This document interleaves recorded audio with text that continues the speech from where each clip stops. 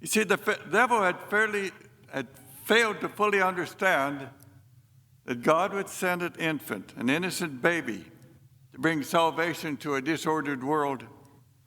A baby that would grow to manhood, face down his detractors, die on a cross, rise on the third day, and 50 days later would ascend, leaving a small group of disciples to spread the good news. Now, actually, the early life of Jesus didn't deviate all that much from the normal of the day. Well, there's a few things like the virgin birth and trip to Egypt and a precocious childhood, as evidenced by his 2-day trip to the temple. But it's not all that different as to draw attention to the so-called rulers of the world. And that ended when he started his public ministry. According to John, it all started at the wedding feast of Cana. Interesting words in that gospel, particularly when his mother asked him to do something about the fact that there was no more wine. And his response was, "My hour has not yet come." There's a video series out there called The Chosen. Series 1 has the wedding feast in it, and it's a very powerful portrayal of what happened at that wedding feast. And in that series, when Jesus said, "My hour has not yet come," Mary answers and says, "Well, if not now, when?" It's not biblical, but who knows? John writes at the end of his book, there are many other things that Jesus did. If one were to write them all down, there would not be enough room in the world to hold all the books. So maybe she didn't say that, but if not now, how, when? If not now, how, when? But no matter, because she says something similar. Do what he says.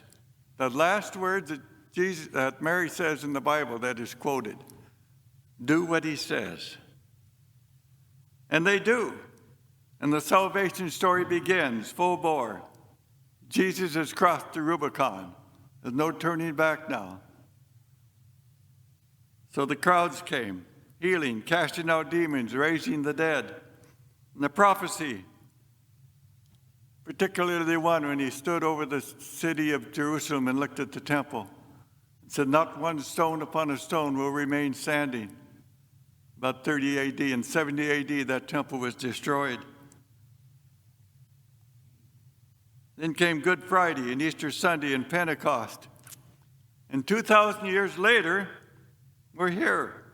We're descendants of that first band of apostles. Now, the devil may have failed to stop the Christ child, but he's trying to make up for lost time by attacking his followers. And I think you've probably realized that in part. We live in a hostile world, one that seems of late to be becoming more and more hostile to Christianity.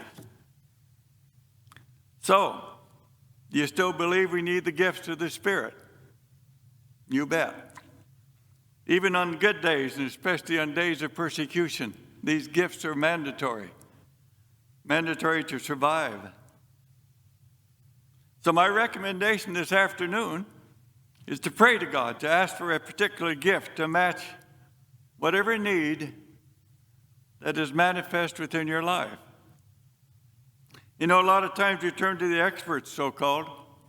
We turn to the psychiatrists and doctors, politicians, mothers, sometimes even bartenders. We turn to them for advice on how to cope, how to handle certain situations, how to handle a world that is disintegrating around us. But God has given us the ability to survive. He has given us the gifts to survive and to battle the darkness. And now is the time to pray and to ask and to act. Or if Mary supposedly said, "If not now, when?" Time is of the essence, I tell you. In a few minutes, the words will be spoken, and the bread and the wine will be changed into the body and blood of Jesus Christ. And the prophetic words and action that started at the wedding of Cana will come to a climax. And we're here this morning, this afternoon, to celebrate that this band of disciples have survived, and we will continue to survive, and we will cross that river of time and enter the eternal wedding feast. That is our goal. That is why we're here this afternoon. That is why we continue to pray and ask for the gifts of God.